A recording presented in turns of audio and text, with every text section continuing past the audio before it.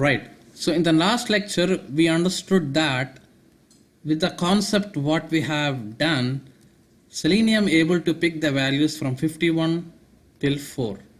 Okay, which is expected because this will be definitely another CSS, this 4 and 124, because if you carefully observe, row style is different and here the row style is same, like link, not out. You have multiple columns same for this row, but whereas for these two rows columns are different, right? So obviously you will have one more CSS for this. That is why it did not grab for it. So our next goal is to print these two values, and once these are printed we have to sum these all plus 4 and matches with 124. That is our ultimate target. So before that we have to see how to grab these two values. Okay, so just inspect this 4 and you can spy again on 4. Yeah, if you see that extras is a parent. Oh, it's not a parent, it's a child, first child, and 4 is the second child for the parent of this particular row. That is why when you highlight this row, you see that entire row is getting highlighted, and when you come down to the first child, extras is printing, and when you come down to the second child, 4 is printing. Okay, so now how do you identify it uniquely? You can think as, okay, so let me give this parent and I can traverse to this second child. That's what you are thinking. But how can you give this parent? This parent is a common to all this. Okay, all the rows have a same parent. How you will tell Selenium that go exactly to the last parent and identify the second child? Okay, this is some logic height. So in earlier, when we say parent to the child item of third, we got all the values, but we are not targeting particularly one parent here. We just took as a generalized and we took all the parents in the list. But here it should deliberately go to this specific parent, last but one parent, and then go to the second child inside it. So how do you tell to your Selenium to go to the last but one parent? This is last parent which have total. So and before that, so that is not a good practice, right? And I have one more idea. If you see this extras, if I grab the XPath of this using extras text, okay, I will write XPath with extras text so that my Selenium will point out to here. So once I get this child item, can't I traverse to the second child based upon first child? So if you carefully observe my lectures, earlier we have talked about how to traverse to another sibling from one sibling. Okay, there is concept called slash following sibling, and if you are not clear on that, please go back. And when we are dealing about locators, I think section number, let me check. So section 15, I guess. Yeah, here you see how to identify siblings and traverse back to parent node. So if you watch these lectures, you will understand like how to traverse to the another sibling from one sibling of common parent. Okay, so we will use that concept here. It's again simple, okay, don't worry. Even if you don't watch that lecture, I'll try my best to explain it here for you. Okay, so my point here is to, let me close all these browsers first.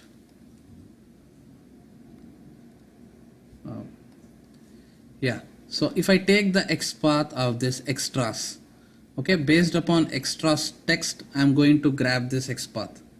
You know, right, how to get an XPath using the text? Even that we have discussed in our lectures. So let me write that first.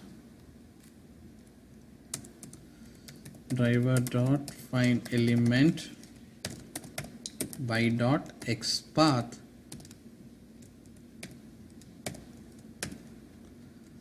Okay, so here text extras.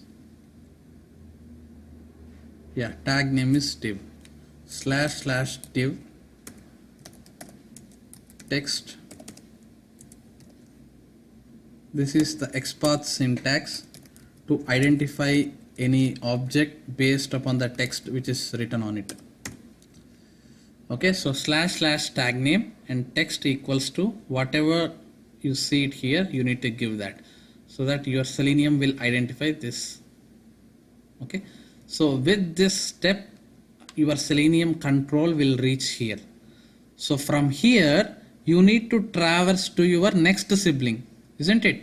So if you spy here, extras is your first sibling and 4 which you need is your second sibling. So from first sibling to second sibling you need to traverse. How do you do that?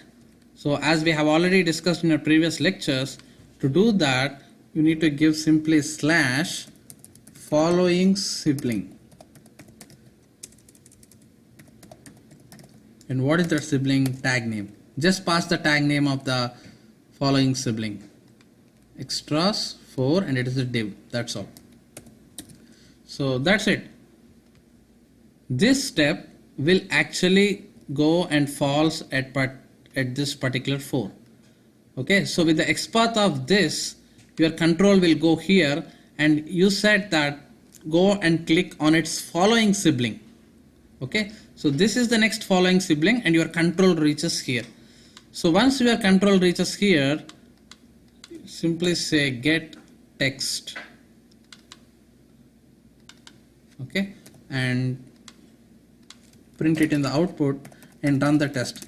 This time it should print you the extras value as well. Okay, so let's see that. So let's run this test. So this time it should print all the values for that particular row and one more extra column, that is extras. Okay, so test is loading and your execution runs once it got loaded. Yep, it's done, I guess. And now let's see if it printed or not. You see that there are till 4 we saw in our previous session. And now there is one more column which is printed here, that is 4, which is nothing but extras. Okay, so that got printed with this step. So how did we do that? With sibling to sibling transfer. So how do we do the previous columns with parent to child transfer? You see that in one example we covered parent to child and sibling to sibling. Okay, so this is an excellent example for you to hands-on and to revise your knowledge. Okay, trust me, you will not get complicated test in Selenium more than this. Okay, parent to child and sibling to sibling is like tricky part and the most complicated test when you want to develop. So if you are clear with this, trust me, you won't have any complicated more than this. Okay, so you might be a little confused, but still watch the lecture again and try to understand the concept, and also go back and watch my lectures, that XPath sibling and all, and you will get clear idea. Okay, so right now we need to finally get this value total. For even this, let's apply same logic. Okay, so I'll try and spy on total, and you see that on total is the text. Write the XPath till here and your immediate sibling is 124. Okay, so same step, the only difference is the text change. So in the place of extra, place a total. Okay, so run this test and you will see everything printed in the output. Okay, so let's see that execution. It's still loading. So we are not depending upon any Firefox browser to do this automation, because by now you should be capable to create objects by just seeing the developer tools. You should not depend upon XPath or CSS generating by checking from console or doing from Firebug and Firepath. Okay, that you need to depend on them in your initial stages, but not now. And you see that 124 is printed in your output. All right. So in the next lecture, let's add all these and see if they are matching with 124. Okay, so that concludes our goal of this exercise. All right, we'll see you in the next lecture. Thank you.